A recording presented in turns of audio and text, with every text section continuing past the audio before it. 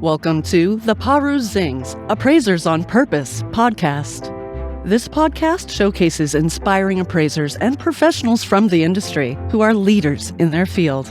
How did they get to where they are? What have they learned along the way? And what do they do now for their teams, their clients, and the industry? Your host is real estate investor, entrepreneur, and appraiser, Michael Hobbs. So, welcome to our next discussion, our next conversation with Perusings, the Power of Values.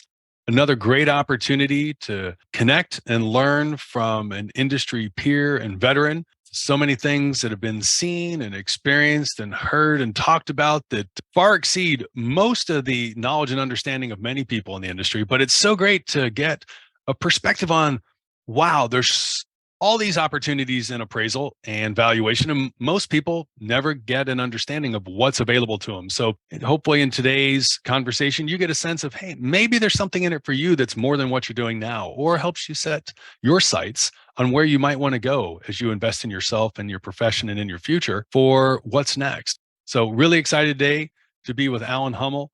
We'll get to hear a lot about his experience, his exposure, and his contribution to the industry. But welcome, Alan. Thanks for joining us today. Good day. Thank you for having me. I appreciate it. So, Alan, were you born an appraiser, or how did you get into this profession?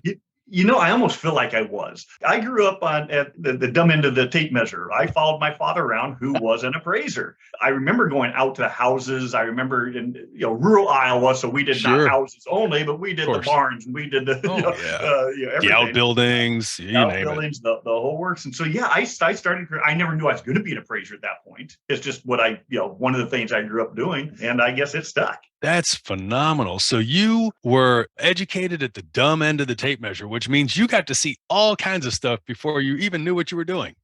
Well, that's exactly right. And, number one, I did learn, why Dad sent me into the barn first, because that if the bull was in there or if they hadn't mucked the barn yet, I was the one that was going to find out. And I was a tall kid. And so when we went into some of the older houses, he always sent me in the cellar first, simply because I would wipe out all the spider webs for him to come down. So this was before we had trainees. And so I was one of the original trainees. Oh, I totally get that. And I can really appreciate your experience for a couple reasons. One, my dad grew up on a farm, so I spent a lot of my weekends down on the family farm. And as someone who's lived in a city and then lived in urban areas most parts of my life, it's been a long time since I've walked into a cellar, much less walked into a barn where you don't know what animals might be on the other side of the door. Right. I mean, that's a whole different experience for someone who's in an urban environment. That's exactly it. But it's a learning experience. And that's the one thing that Dad always taught me. I remember, Michael, just speaking of the appraisal business a little bit. Sure. That, and I'm going to fast forward. It was, of course, get through high school, get through college and get back in hometown and doing real estate appraisals with my father. And I remember one of the first weeks I took on the call came in and I took the order. Okay. So I'm going to take the order. Oh, yes. And it was agricultural industrial facility. And so we did everything. I mean, back in the day, in rural Iowa, you did residential, you did commercial, you did agricultural. Every third year, you're the fire chief, and every fifth year, you're the mayor. I mean, you do everything. This order came in, and I went ahead and took it, quoted the fee and such. Dad was out of town for a week. And so when he comes back, how's business going? What's going on? I said, I've been working on this thing. He said, I've been working on it all week long, and I'm only about halfway done. I said, it's really complicated. He helped me get through it and such. And he says, okay. And he didn't even ask at the time, but then we're getting ready to send in the appraisal report. And he says, okay, what do you quote for a fee on this? And I told him, and he just kind of looks at me. Oh, no. And he says, oh, no. You think we made any money on this one? And I said, Dad, I don't think I did I? And he says, this is what we call a learning experience. Yes. And that's where I learned, that's experience counts. Yes. And that was a learning experience. And Dad has reminded me that many times that experience is a great teacher, It is sometimes an expensive teacher as well. That's right. Oh, that's a good one. There's nothing more telling than not understanding the extent, like in that case, whether it was a grain processing facility or whether it was they were raising cattle or hogs or what have you. And you get out there and you're like, oh, there's a lot here. There's a lot here. That building is really, really big. And then big is different to different people. Oh, it's big. You're like, how big is it? Oh, it's like 2,000 square feet. You're like, oh, okay. Oh, how big is it? Oh, it's like, 220,000 square feet. You're like, yeah, that's big. That's That's really big. That's big. big. That's right. That's right. So you ventured away from home. You went out, and we were chatting a little earlier, and you mentioned about you got to go. Was it about 30 miles away when you started I school, and then you started went college. further away? That's right. My first college experience was a whole 30 miles from home. And I probably the first semester was home every weekend, and then I started getting more involved in college life, and so I started staying. But that was for me, 30 miles is a long way. That was the University of Northern Iowa, and then I decided to change majors, and I went to the Iowa State University, which is a whole 90 miles away. Oh, the Iowa State. That's big. Hey, that was a big step up. That was a big step up, and I'm very happy that I went there. I mean, it's a wonderful, wonderful university. Again, we're talking long enough ago where people didn't, kids didn't take gap years, between high school and college. No. Get in, get out. It was either you went to field and went to work, or you went to college. I mean, which way you heading? Which is different than my kids. They took gap years and they take these semesters abroad. And they do all these other things, which I'm very happy for. Don't get me wrong. I mean, that's fantastic. It was a great experience for them. We learned on the fly, and going to Iowa State, it was interesting because I didn't know what I wanted to be when I grew up. Well, I wanted to be a race car driver. And that's what I wanted to be. But that wasn't coming around very quickly. And so, Mike, what I did is I got a BS in distributive studies, and I got to tell you that the BS part is kind of literal. The university didn't think it was. I've never heard of that study. I am thrilled to hear what this is all about. Is what they do is they allowed me to design my own course of study. I knew I was going to go into business, and they had business programs, but I figured I can hire accountants, I can hire lawyers, I can do all that. And so what I did was I put together 3 majors. So I took the core majors of speech, political science, and social psychology, because I figured, that's a fascinating intersection. I'm surprised you didn't turn out to be a lawyer. Well, thank you. No. Okay. But it's just, because I figured business was, social psychology. You have to understand the people. You have to understand what motivates people. You have to understand, why they do what they do. And social psychology helped me with that. Speech is just the ability to communicate, to make certain that you can get your point across and understand and make certain that you can transact with people. And political science, quite honestly, isn't just about the dead presidents. It's about negotiation. It's about how to position yourself to be in the room where it happens. And so through those 3 core majors, I think that built a good foundation for me to be a business person. I took an accounting class. I took some of that stuff just so I have the basic knowledge. And it's helped me well, not just in real estate appraisal, but just in business, of being able to maneuver and understand and be able to work with people in general. So small town Iowa boy, it turned out okay, and Iowa State did me well. That's fantastic. And you created your own major. Was there any expectation for working anywhere other than the family business? The short answer is no, because and I was on the 5-year plan. I mean, I did this slowly. Got it. And I wasn't certain what I was going to do. I really didn't. I ended up graduating. I said, okay, now I got the degree. What am I going to do? I sold real estate in Des Moines, Iowa, the big town, for a whole 6 months. Interest rates were 17.5%, the 17.5. So when people right now say 7%, I don't get too teary-eyed. And they don't even blink. You're like, wait, you must be missing a 1. There is a history where there was a 1 in front of your big 7. That's right. And they were doing reverse amortization. I mean, you took out a loan, but you took the loan out they charge you 17%, but you're only paying on a 12% amortization. So every year your loan was actually larger. Exactly. Reverse amortization. They did that for a couple of years. So I did that and actually fairly successful. I sold probably 3 houses in the 6 months, which was not bad for a rookie. Oh, no, not at all. That's really good. And I decided that my wife and I are from the same hometown, and we decided, well, let's go back to hometown, 5,000, which is not a big town, rural community in Iowa. Sure. We were there for a couple of months, Michael, and actually a year plus. And then, back in the early 80s, some people remember there was a farm crisis where all of a sudden, just farm, the crop prices went down, and it was just horrible. And so I was working in the family business, which is real estate brokerage, construction, and appraisal. We were sitting in the cafe one morning, and my dad and I went to the cafe every morning. That's just where everybody gathered. Sure. And having breakfast. And he looked at me across the table. He says, he says, there really isn't enough work here for both of us. Oh, and no. And with the tear in his eye, he says, and I was here first. This is going to be our last breakfast here, son. And so he had already made some phone calls to some folks that he knew in Des Moines. Oh, okay. He says, listen, call this. He says, I know some folks in Des Moines. He says they think maybe they can get you set up with the the Iowa Department of Transportation. Oh, and really? I said, okay, great. I said, yeah, I'll do that. And so I interviewed, I was offered the job. And the day after they offered the job, the governor announced layoffs. Oh, no. And so I didn't even get a day on the job when I was laid off. Basically my offer was rescinded, basically.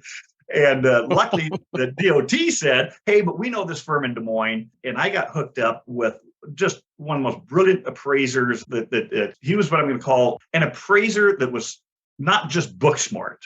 He was street smart. And he had both. I mean, he had both.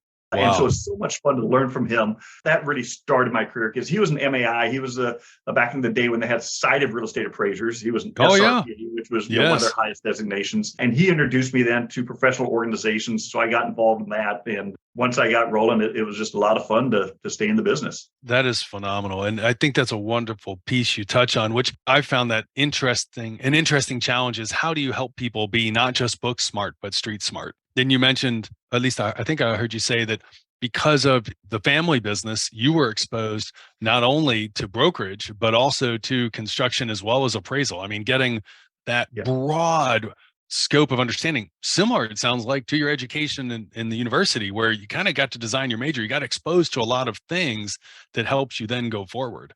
That's exactly right. And I don't like that. It's probably apt. I just don't like it. Say a jack of all trades, an expert of none. Yeah, I like to think that I do have a certain knowledge that I can say I'm an expert in.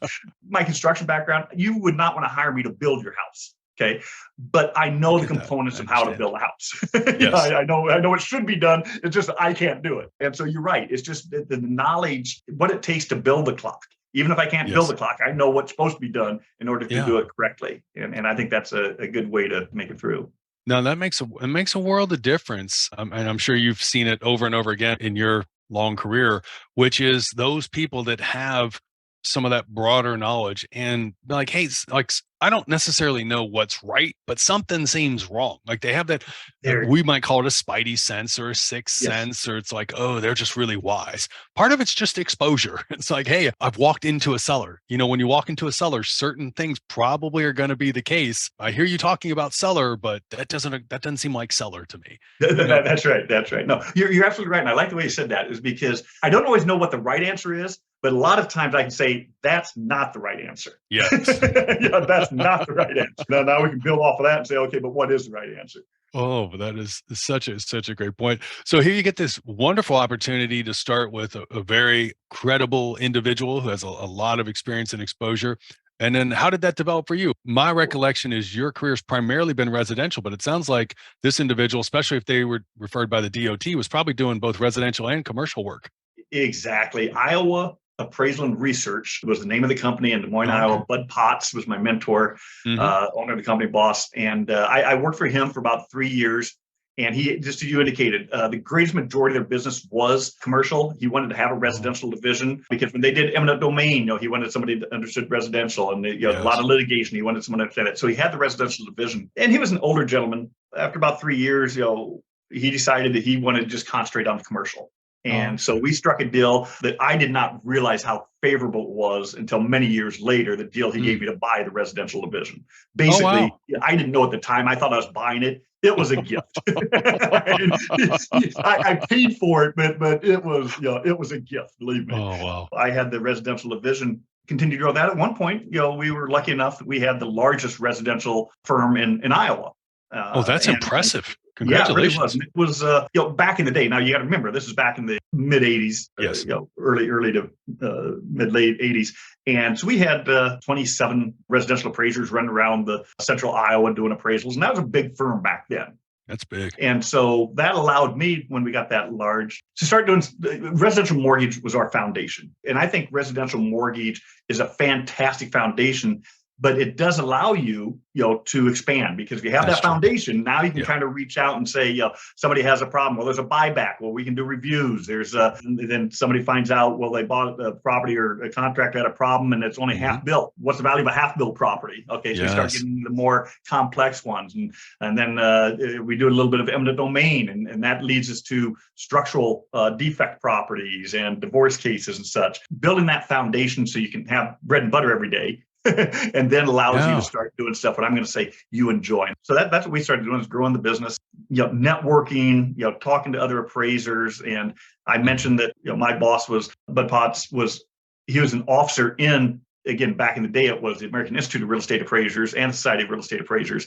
They hadn't combined yet while he was still in the organizations. But the Appraisal Institute then was formed. That's when I started getting involved with his introductions, I should say, being able to be involved in the Appraisal Institute. And that's back in the day, Michael, and I think it's true today too, but even more so back then, is being part of a large organization like that allowed you. That's where you got introduced to other people, to other environments. We didn't have LinkedIn. We didn't have the social media. You had a thing called a Rolodex. It actually rolled. You spun it. It went around. You went around. Oh, here B. Okay, pull up B. Oh, there's Bud. You did my first name versus last name. Then be P. But yes, and that's the way that you grew in your profession, was by attending meetings and attending conferences and getting to know these types of people. And that's the way you had to do it, was travel to those destinations and join those committees. And I still believe truly, and I love social media. I'm not a Luddite. When I do my teaching, it's absolutely amazing. I do a lot of online teaching, live webinars and such. Yeah. This last year, once COVID is over, I'm doing a lot of actual live classroom teaching also. And the live classroom teaching, the way the students interact with one another is unbelievable. I mean, on live webinars, the students will answer the questions I ask. Yes. But there's no communication between the students. I have to be the one, that they get to.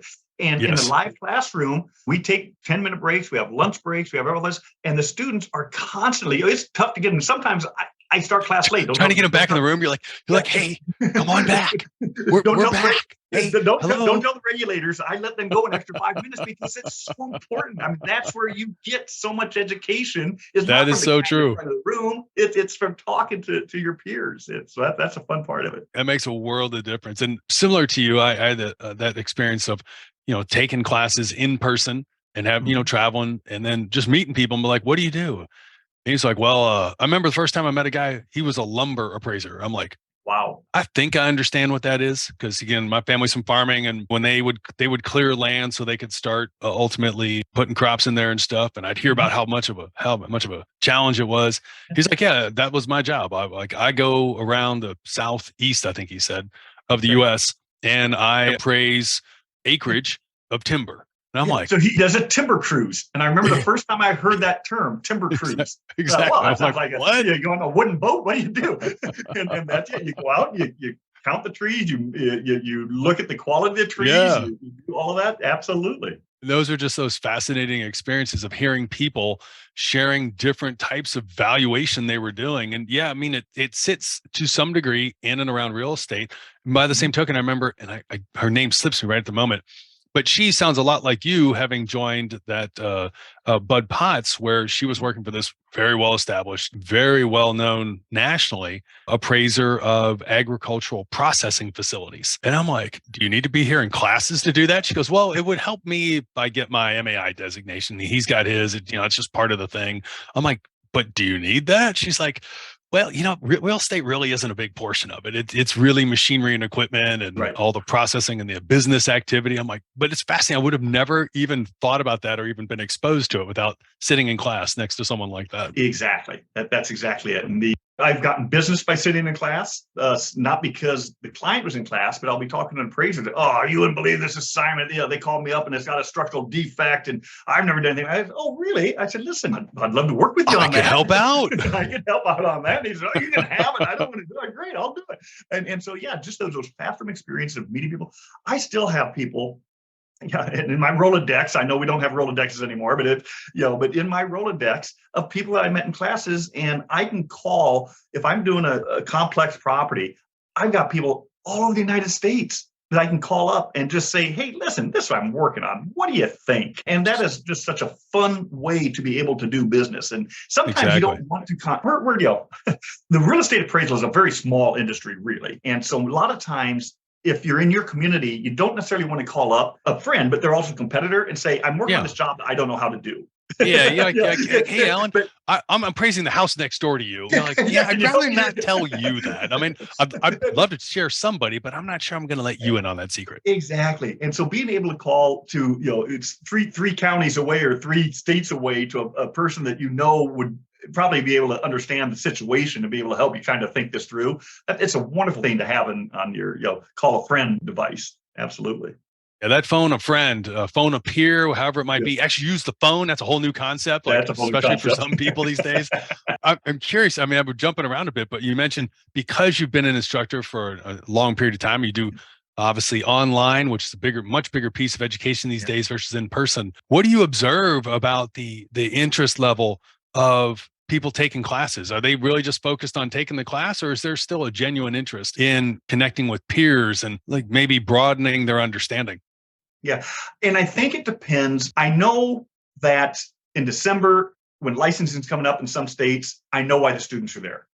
It's for the hours. Okay. The topic isn't what drew them. It was the number of hours they give before the license expires is what drew them. Doesn't mean that they're bad students or not going to learn, but they're there for a different motivation reason. I've been teaching a lot of classes on bifurcated appraisals, on drive-by hybrid appraisals and such in the residential market, which is really interesting because the fact that these types of appraisals, I was doing them in the 1980s. I totally agree. I mean, this is not new. Like, oh, it's new. I'm like, no, these are bell bottoms. They've come back. They were here once before. That's right. And so they're not a new concept, but it's new to a certain generation of appraisers, and especially in the residential mortgage business, having that conversation. And, to your question of why are they there? Some of them are there because they need the hours. Some are there because I don't know if I want to do this. I was teaching this particular one in Florida, where a guy from Arizona shows up. I said, what are you doing? And he says, well, I just came in for this class. And I thought, okay, no pressure here. But why? He says, I have read so much about these, but I'm getting so much different information because he's looking at blogs. And blogs are not bad, but many times they're not filtered. They're not fact checked. Read them, but he was getting so much different information that he said, I just want to know what's true. And so by sitting in class, and what's fun when you sit in class is as the instructor, yes, I have some level of, I'm supposed to know what's going on, okay? But when you're sitting in a class where everybody is free to speak up, you can't fake these students. These are knowledgeable people. These people have been in the field. These are people that have either been offered to do these types of appraisals or done them. Mm-hmm. You're fact checked on the spot through these types of classes. When if I would say something, someone would say, "Well, that's not the experience I had." Okay, well, let's talk about the experience you had, and let's find out, was that common? Was it what was it? And what I always told folks, just as we talk about bifurcated hybrid appraisals, because that is what residential mortgage appraisers really have to look at today, and it's not coming, it's here, is I tell them, I said, listen, I'm not here to tell you whether it's a good idea or a bad idea. I really don't care what you do. I want you to do is to be able to make a knowledgeable business professional decision if you want to do these. And if you're going to do them, know how, know what the expectations are, and understand scope of work, understand clients, understand all clients aren't the same. Yes. Understand that all desktop appraisals aren't the same. Some for mortgage purposes are going to be different than, for estate purposes. And so we go through that process. And I think that's where I see the light go on with so many students. And I'm talking about, they'll come up to me after class, Michael, and some of these folks are, let's just say, in the later stages of their career. Sure. They've been doing this for a long time. They might, as they say, they might have been around the block a few times. They might have been around the block. I say this not to say my teaching skills are so great, but because I really believe this is what education should be. They walk up and say, you know what? I learned something today. And they said, thank goodness, that's why you're there. That's exactly. And some of them learn that they don't want to do these types of appraisals. Yeah, and some of them learn that, hey, I can do these. I mean, now that I understand what to do and how to do it and what my liability might be, I've learned something today. And I've always said, if I can teach a class, somebody learns something, that's success. I mean, they don't have to learn 7 hours worth of material. Oh, yeah. But if they walk away with something they didn't know before that makes them think, makes them do something differently, that's success. Okay, that's the fun part of it. I couldn't agree with you more. So I do just a little bit of instructing around the Institute. I do an awful lot of education around other communities, entrepreneurship and business Yeah. owners and what have you. And I tell people all the time, I said, look, however long the time is, whether it's 2 hour thing or it's half day or it's full day, I said, the goal is that you come away with 2 or 3 valuable things that you, Yeah. if you choose, can take action on that will change tomorrow because of what you learned today. I'm like, look, you're going to be overwhelmed. Hopefully you remember some of it. If you leave here and there's no learning, then somebody failed. Maybe it was mine from an instruction standpoint. Maybe it was the quality of the education. Maybe it was you, your attention, or your interest in being here. But that's so true, Alan. Yeah, we have 7-hour classes because that's what and 3-hour and 4-hour classes, I realize. But we have these classes, because the state says we have to do it. Yes. and yes. And you asked about some of the interests, some of the students and such. And that's where I do get excited, because we are, as appraisers, we're allowed to take more than 30 hours. Oh my! Are you kidding me? Are you sure, Alan? I'm pretty certain that there's no one I don't counting. know. I don't know about that. and that's when it gets exciting, is when you do have the folks that want to, because they want to learn something new. And we started at the beginning of our conversation about what people can do, and I think that's the exciting part about the appraisal profession, is that you really did the old. I don't know how old the world is your oyster. I'm not even certain what that means, but it really, for me, as we talked about, I've done agricultural, industrial.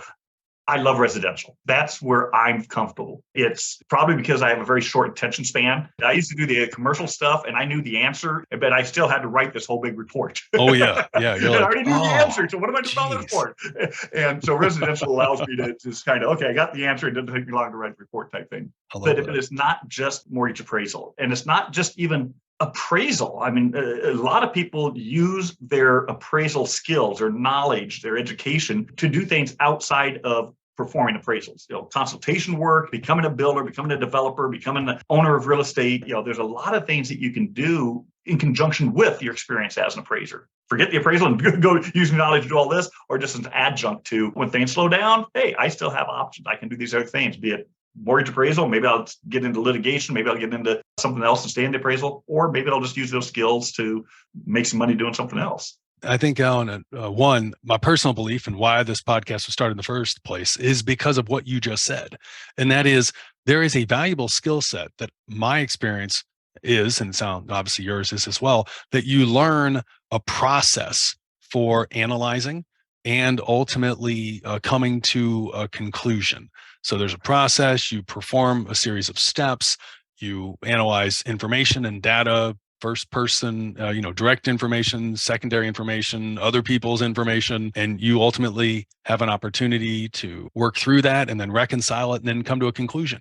That is an extremely valuable process. And whether you directly do it on appraising residential homes, or as you said, Alan, there's like so many different types of valuation just within real estate you can do, or you go outside of that and maybe you get into a different type of valuation. Maybe it's machinery and equipment, or maybe it is intellectual property, or heck, maybe you go into mergers and acquisition work. Like there's so much value with this skill set. And I'm so glad to hear that. Had a sense it was the case, but it's always great to hear it actually, that's your experience as well. It's such a valued skill set. I kind of look at when people ask, I used to, people say, what do you do? And my kids still don't know what I do when I say real estate appraiser. They don't. They just say, all we know is that Dad's gone a lot. Dad holds a tape measure. What am I supposed to tell you? He holds a tape measure. We think he's with the CIA because he's always traveling, coming back. We don't have any idea what he does. I started saying I'm a real estate analyst, because at some point, and it's my perception, not the world's, is, I thought real estate appraiser, it didn't sound professional enough to me. A real estate appraiser, in my mind, I'm not saying that. I think that's the case for a lot of people's minds, unfortunately, because it's kind of been pigeonholed and to a kind of a low level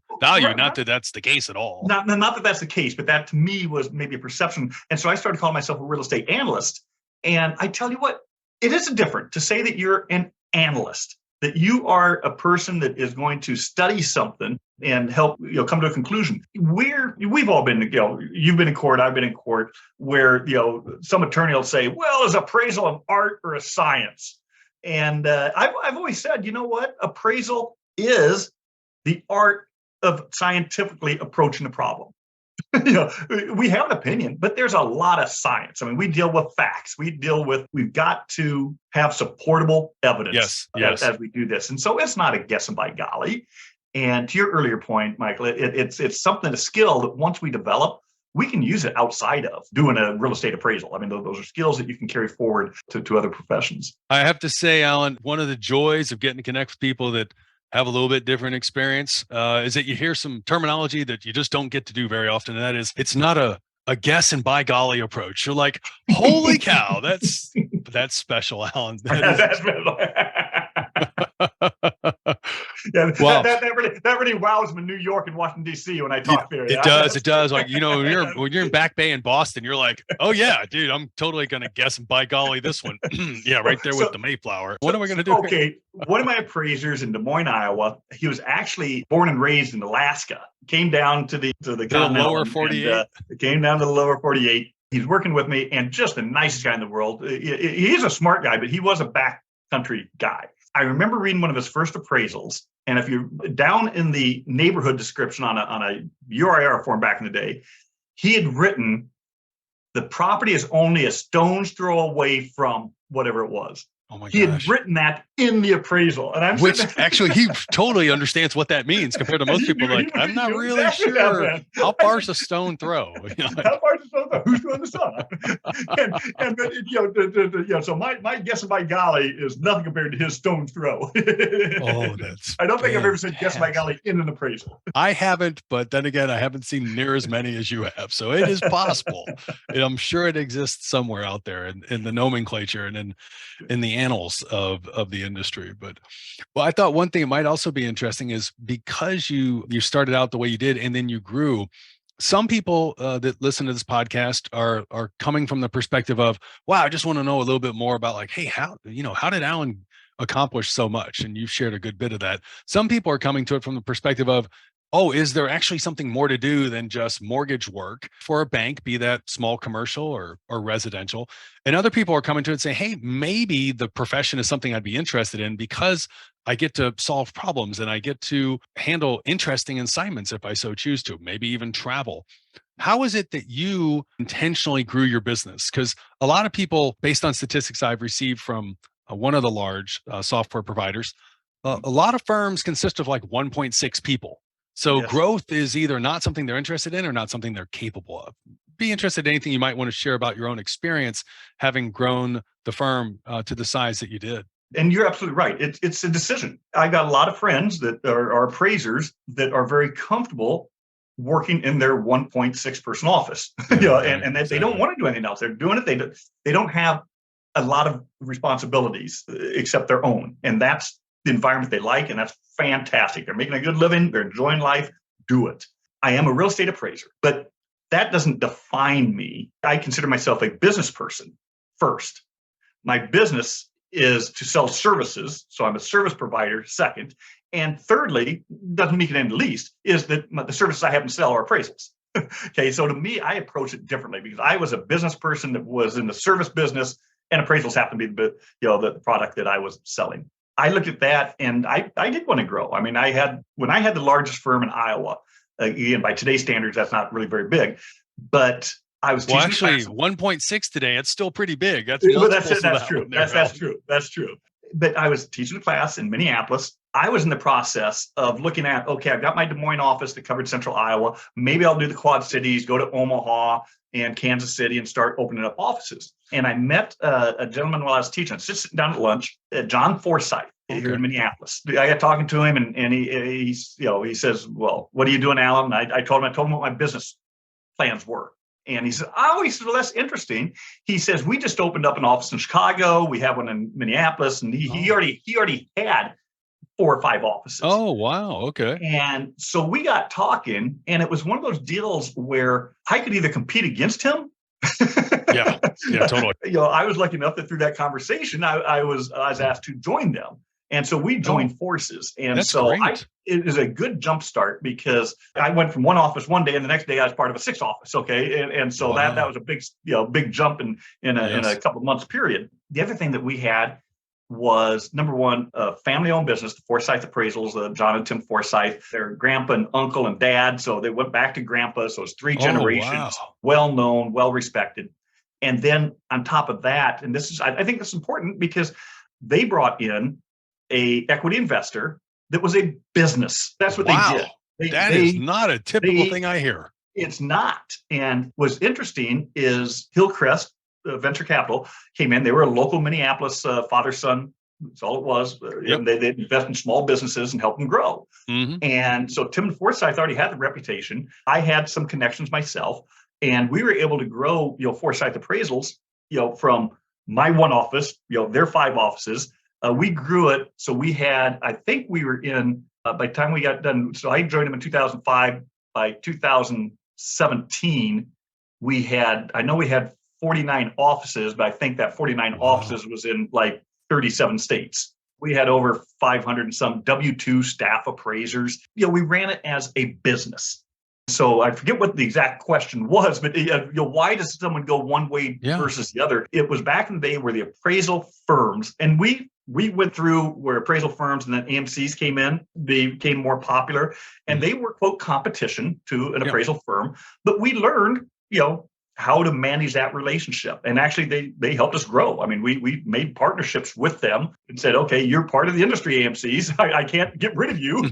Okay, you're a competitor. But there's a term that I learned somewhere along the way called co-opetition. Listen, you're in business, I'm in business. Where can we meet that we both can make some money out of this business deal? And it didn't work all the time. There's some AMCs we could work with, some we couldn't. Some we were competitors to a client. We'd both try to get the same client and one of us would win. And other times we go in together and say, okay, I've got this, and the combination, one of the old adages, 1 + 1 = 3. So being able to do that. But Michael, it's not for everybody. I mean, because at that point you are running a business. I was still, the lucky part for me was I had a lot of responsibilities within the company, but one of the responsibilities was to make certain that the appraisals were being done properly. And when things didn't go as expected, I got involved, complex assignments. So I still had my fingers in doing, I did not sign an appraisal for a long time. Okay. But I contend that I was doing 500 appraisals a day because all of the folks out there doing appraisals would reach out, not reach out directly to me, but through our network of supervisors and such, we would make certain they're being done. So I had the opportunity to stay in the appraisal business, in the field of appraisal, but not necessarily doing, pulling the tape every day. So I really think a long answer to a very simple question is, it depends what you want in life. I'll go one step further. This whole idea of bifurcated appraisals, hybrid appraisals, desktop appraisals type thing. I've got a lot of appraisers now that after, they've been in business for 15 years and better, longer for some of them, that are saying, you know what? I think I want to do the property data collection. I want to be the person that does, because that's what drew them to the appraisal business. So many of them say, why do you get the appraisal? But I love looking at houses. It's so much fun to see all. I get to go places. I get to get out of my house. Love my family and all, but I need to leave them for a little while. Get away somewhere, maybe far. And there are some appraisers that are just so tired of, I've seen the property and now I get deadlines and people, I pick the 3 comps and they want different comps and they don't like my appraisal, blah, blah, blah. And they don't like that. It just isn't fun for them anymore.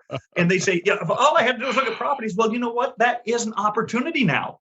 There are people that can go out and just do the property data collection, and they're good at it. They know how to measure to ANSI standards. They know how to identify property characteristics and depreciation and functional obsolescence. And that's what we need from the property data collector. Someone is saying, hey, I just don't know if I want to do this anymore. That's still an option. And then we have the other side of it, which is there are appraisers that don't like, they're getting to either an age that says, I don't want to go out in this cold Minnesota weather and walk around taping houses, but I'll sit at my desk. If I've got good information, I can do an appraisal. I really like where it's going in our profession, that there's a lot of opportunity for what you want to do. And if you say, no, I like doing both the inspection and the analysis, but I don't like mortgage work, then look at non-mortgage work. There are clients out there, and I got to be careful how I say this. Mortgage clients do want to know the answer. Don't get me wrong. They absolutely do. They need to know the answer. There's a process. There's a whole industry around the business of mortgages, servicing, and making your money on the yield spread. There's a whole There's a whole bunch of stuff there. When you start doing litigation, working with, and it can be anything from eminent domain to dissolution of marriage or structural defects. It's a different animal of using the same skills, but you have a client that, yes, they want an answer. Don't get me wrong, but they really want to know the answer. Yes. And so it's really neat to have a client that, I'm going to say, respects your opinion. And again, I promise, I'm not degrading mortgage. No, Alan, I'm just saying that it's a different, as you said, it's a different, a different atmosphere. It's the difference, to use a reference that I'm sure you grew up with, and that is, you're not going to a meat counter and you're just another pulling a little ticker and like, oh, okay, I'm up next. Or bing, ding, ding, ding, ding, ding, ding. Right. It's like you're the only one there. That's exactly it. And it's the opportunity to do some of that stuff. And when I teach our litigation classes, it's intro to litigation. So for people that want to get into this, you don't jump into your first case being the multi-million-dollar structural defect on the industrial facility. Sure, hope not. You start with what I'm going to call a simple dissolution of value, dissolution of marriage case, because it's really just appraising real estate. That's what you do anyway. Okay? You're just not doing it on the Fannie Mae form, and you're doing this. And you learn how to work with attorneys. You may be deposed. You learn a little bit about deposition. You learn how that system works. And then the next one, you might a little bit tougher, a little bit more complex. Then you might get involved in some eminent domain because there's other rules involved there. Then you start, and it's just allows you to get to a point and say, you know what, this isn't comfortable anymore. I don't like this. I'm going to go back to just the dissolution of marriage. Or you say, boy, this is fun. And then you just push forward. In a different set of experiences, it still sits kind of like a buffet. And that is, hey, I get to go try a few things. Like, oh, I'm going to go back and have a few more. Or glad I tried it. No, thank you. Not going to take any more of whatever that vegetable or that little fruit was, or that fancy green stuff. Ooh, not touching that one. Yeah. So I really continue to believe in, people ask every once in a while, is this a profession I should get into? Is this something that's going to, quote, go away? I'm of the belief, and what's the, there's a word for it, Pollyanna. Okay. Someone that just, everything's going to be, I'm not Pollyannish. I really do think about this. I believe that when is it ever going to be where someone does not want to know or need to know the value of a property? Yeah. You have to, there's always going to be a V in LTV, loan to value. There's always going to be a need to know the value in an estate purposes and a litigation place. There's always going to be a need to know the value. So the only question is it going to be done through some automated means or from an individual? Automation is going to replace some of the functions that appraisers have done in the past. It's absolutely going to happen. AVMs are getting better all the time. Yeah, with data. With data. But I truly believe that we may not need 80,000 licensed certified appraisers. Maybe we only need 40,000. Okay, great. Do you want to be one of those 40,000? Then there's really one or two things that have to occur. You've got to be ethical, you've got to be competent, and you got to be willing to step up to the service standards. If you're ethical and you're competent and you're willing to put in the service that's required, you're going to be fine. There's going to be appraisers. There's going to be appraisers. Well, and I think the wonderful thing you touch on, and you have a lot of exposure to, which is being from Kentucky, horse racing is a big thing in Kentucky. Yep. And so is the Bourbon Trail, but we're going to focus on horses. A number of horses that are very successful, they literally put a physical impediment on the horse. So the horse runs where the jockey tells it to run as fast as the jockey wants the horse to run. It's called blinders. And I have experienced that over time in this industry, not for many people, but for some cadre, if you will, that are, they can only see one part of this. And I think it comes back to what you said, whether it's how this industry is evolving or how much more opportunity there is so far beyond just a simple real estate appraisal. It's like you have a body of knowledge. I always find it extremely fascinating. Maybe it's because it's so few people that I meet this way, but who started in appraisal. Maybe they stayed in it or maybe they didn't, but they used that to go on to be very successful investors and developers. Yes. Like this is the best. There's a peer of mine through the entrepreneur organization down in Houston, Texas, who's been very successful the last 20 plus years. And he credits all of his success in terms of land development and subdivisions and everything that he does, creating, putting infrastructure in place, all to his training as a commercial appraiser. He goes, Michael, I would never be able to do what I did today if I hadn't learned all that. And I remember another gentleman who also happened to be from Texas. And I remember meeting him. He's like, he goes, I have a successful appraisal business. He says, I have a really successful investment and brokerage business because we're even better doing this because of all of our training and education in real estate valuation. Yes. We talked earlier about, the type of training in the foundational education that we have to become appraisers. My son, none of my kids are appraisers. I've got 4 kids, none of them are appraisers. I've got 3 in That's education. pretty common. That's pretty common. Yeah, I know it. I know it. 3 in education and 1 attorney. And my son that's an attorney actually took appraisal courses. He was bored? Well, no. His spring trip or his spring break trip was going with me to go teach an appraisal course. Oh, okay. And so, but he did take the old classic principles and procedures. And so he had that, and then he had a sprinkle of some other ones. The reason I bring that up is because he's an attorney, and he still talks about the fact that learning how to investigate, learning how to separate fact from fiction, primary, secondary sources, how to think through a problem, identify the problem, the way that we do. He still uses those skills. He's a very successful attorney in both, understanding, the problem that he's trying to solve, in depositions, in the way that he approaches depositions, and the way that he lines up the questions to get the information that he really needs. And he said so much of that came from just the foundational courses of appraisal, because that's what you do. You problem solve. And there's a certain system that you use to solve the problem and be able to say, well, yes, this is a supportable answer. I got rid of all the chaff and asked the right questions to get to the right answer. When you talk about it, it's information, that people use to go on in real estate. Absolutely agree. But I think, I'm not saying everybody should take real estate appraisal as part of their university curriculum, but there's a lot there. There really is a lot there that can be used outside of doing real estate appraisals. That's a great point. And I mean, as you alluded to, was so much over the last couple decades, investment that's gone into data aggregation, data analysis. People that start out in maybe a more traditional, like, hey, I'm going to go take some appraisal courses. What they quickly see is their value may be significantly greater, not as an employer or as an owner per se, but actually going to work for a firm that helps understand, like, what is that data and what can we learn from it, or what can we forecast from it? I mean, there's so much opportunity, so much wider than just the narrow focus that a lot of people start with. Yeah, exactly. Yeah, it's interesting that sometimes I've been married for, don't ask me how many years, but I think it's 42. Tell her that you didn't get it right, but it's a lot. And congratulations for making it that many. That's really impressive. And as I said, I've been an appraiser, most all that time that we've been married. And the reason I bring that up is because the one thing, I don't want to say it frustrates Karen, but the one thing that she reminds me constantly of is everything. Once in a while she'll say, well, you're thinking like an appraiser. Meaning that, what a compliment! Yes, it is a compliment. Love that. Because what she's saying is, I'm not letting this. I'm not letting just because somebody said something doesn't make it true. I said, no. Tell me what the facts are. Where did they get that information? Yes. Is that did they get it off of Facebook, or is this something that they is it first or secondary? Is it and so I said, well, but there's only one person. 3 people say this. Let's look at probable versus So when we have discussions, she'll just look at me and say, you're being an appraiser again. You're thinking about this logically, is what she's telling me. Oh my goodness. Well, thank goodness she knew what she was getting into, since she got you right at the beginning, so it wasn't too much of a surprise. You're just gotten a lot better at it over, 4 decades of that.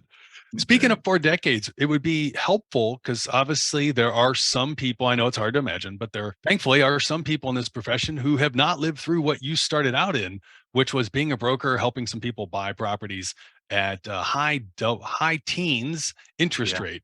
What is that like? What was it like? And then how do you equate to today? Are we headed in that direction, do you think, or not? Or love to hear some takes on that, because this is one of the things I love to share with people is, I'm like, go find, and I try to do it, and I'm playful with it, but I'm like, I'm going to describe not Frosty the Snowman, but I'm going to describe like an image, and you think in your mind who that might be, and then go find them. I said, what about the possibility of finding someone who might, from your perspective, be a grandparent, and maybe you have more hair than they do. Maybe not. I don't know for sure.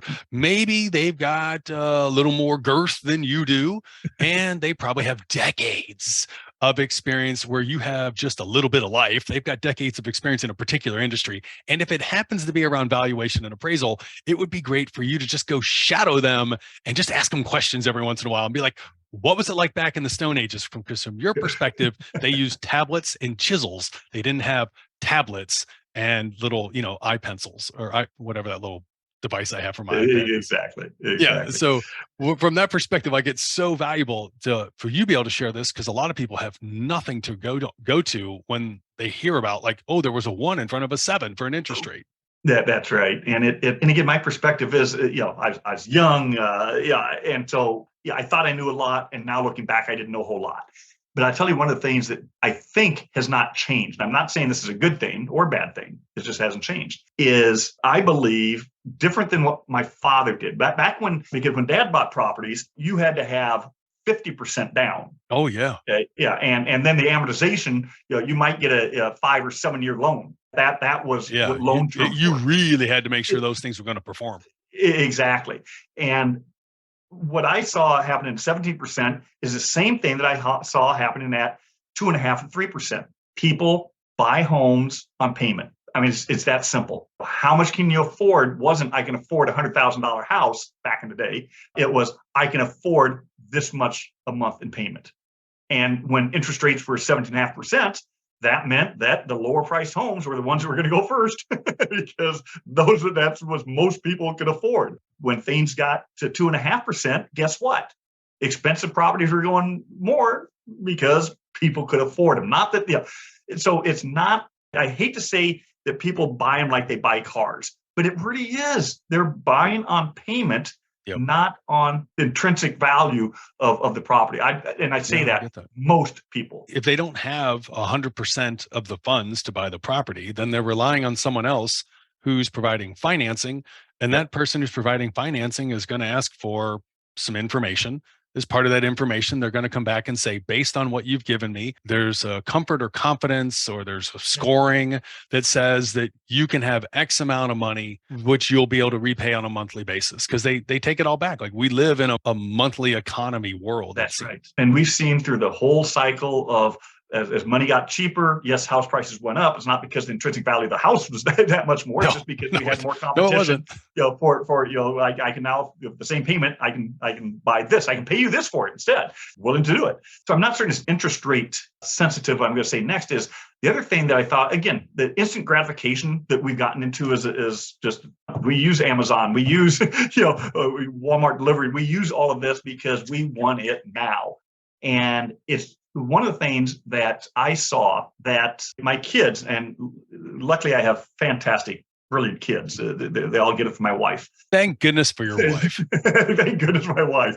And my daughter's friends were buying a house. They were saying, the daughter's friends were saying, there's no affordable housing. There's no affordable housing.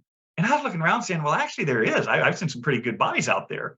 And what they were looking for were houses that they just moved out of. In other words, they grew up in a 2,400 square foot 2-story built in 1989. And they graduated college and they wanted to live in that same house. And then, no, that's not the way it works. You got to go to the 2-bedroom bungalow and build your way up. But instant gratification was they wanted to move. And so when they said there was no affordable housing, really what it meant was they couldn't afford the housing that they thought they should have versus there being affordable housing. I think there's some of that that had gone on for a while. And I don't know whether, and again, as an old fogey, I kind of put that towards that, these kids these days. But I think that we're seeing kind of a return, if you will.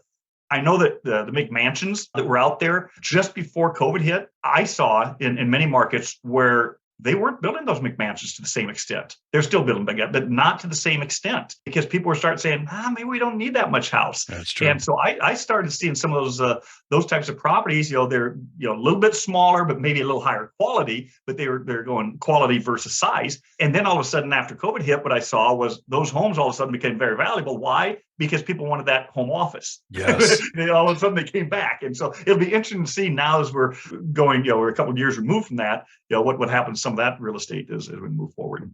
That is definitely the case. It's, as we say, it'll be interesting and we're going to live into the future. Yes. We're going to live what will soon be history. So that's phenomenal stuff.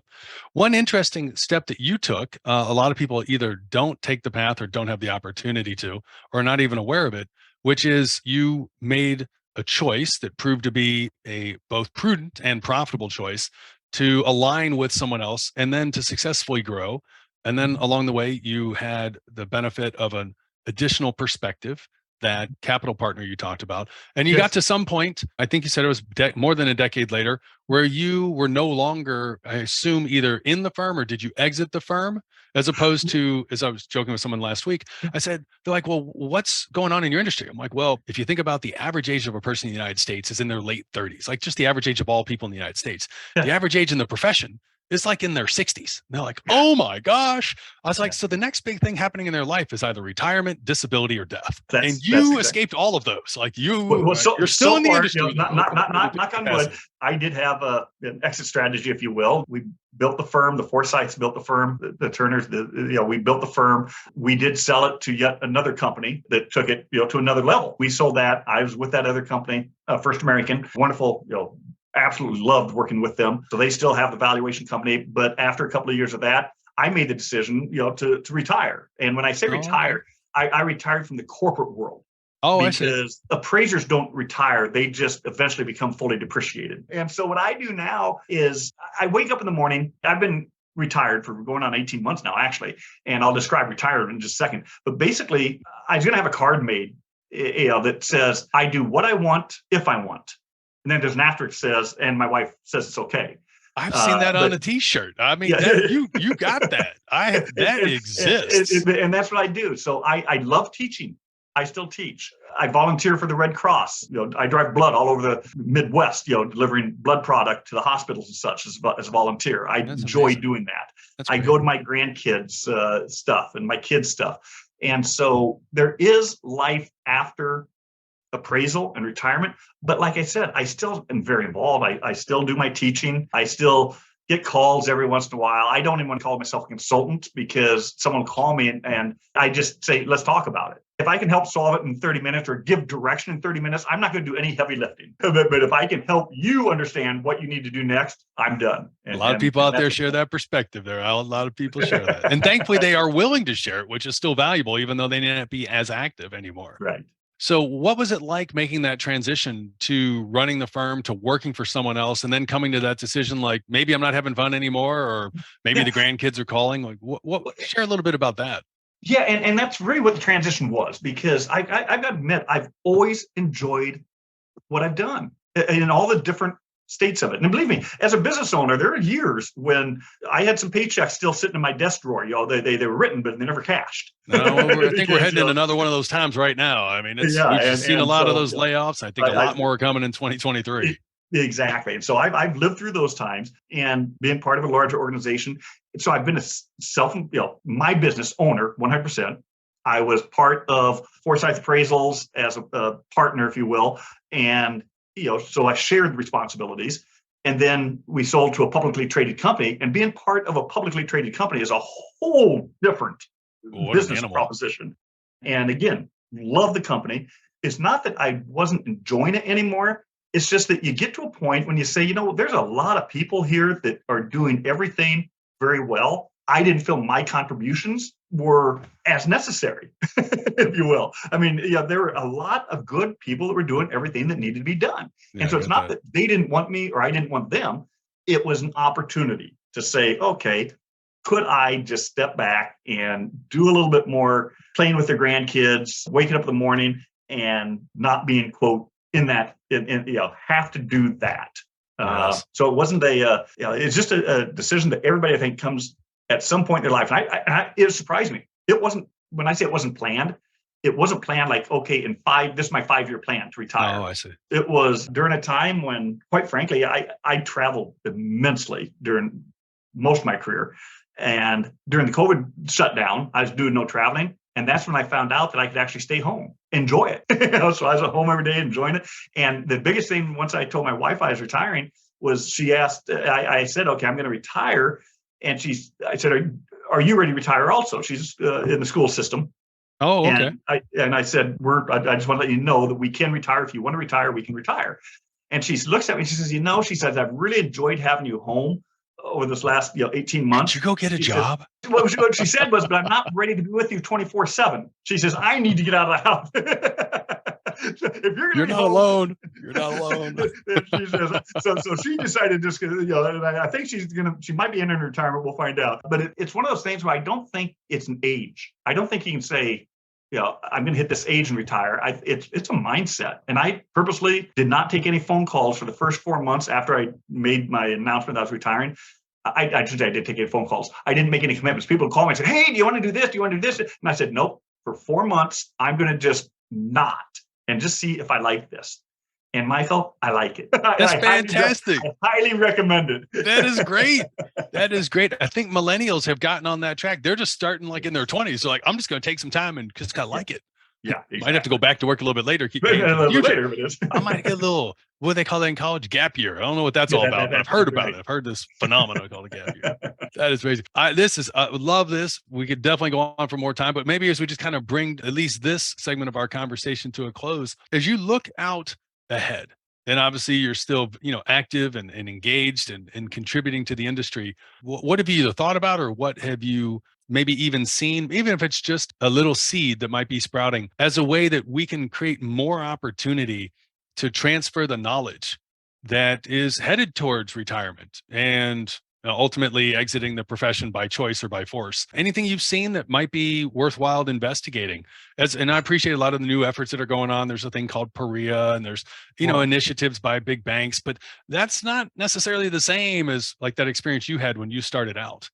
Yeah, and it's not, but I tell you what is the same is, going back to when we were talking earlier about, I had, two great mentors, my father and then, Bud Potts. It is so important. I mean, real estate appraisal, you can't learn it by the book. You can take all the classes, but experience is real. Yeah, I mean, the touch, the smell, and I don't mean having to walk through the property to understand the property as much as experience the full, everything that's involved in the analysis, having someone help you walk through those.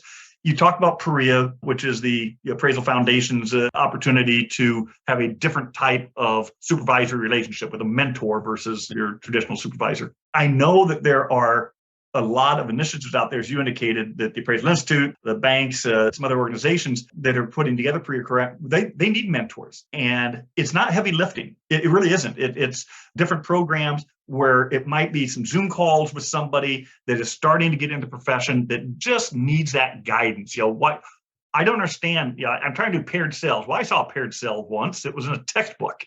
So let's talk about real life and how you're going to figure out what that pool's worth or solar system or whatever. I think that real life experience that those of us that are in the retirement age have been through, just being able to impart that. And it's not a heavy lift. It's a couple of hours a week, maybe, or a couple of hours a month, whatever you want to put into it, having a Zoom call with somebody, doing that type of thing, I think is going to be important, because automation technology is absolutely going to help appraisers. But I'm telling you, Michael, I'm still a big believer of the human element of being able to step back and say, does this make sense? And that's the human element part of it that I think we need to make certain that isn't lost as we make this transfer. I couldn't agree with you more so. It's data is only data. Someone still needs to interpret it.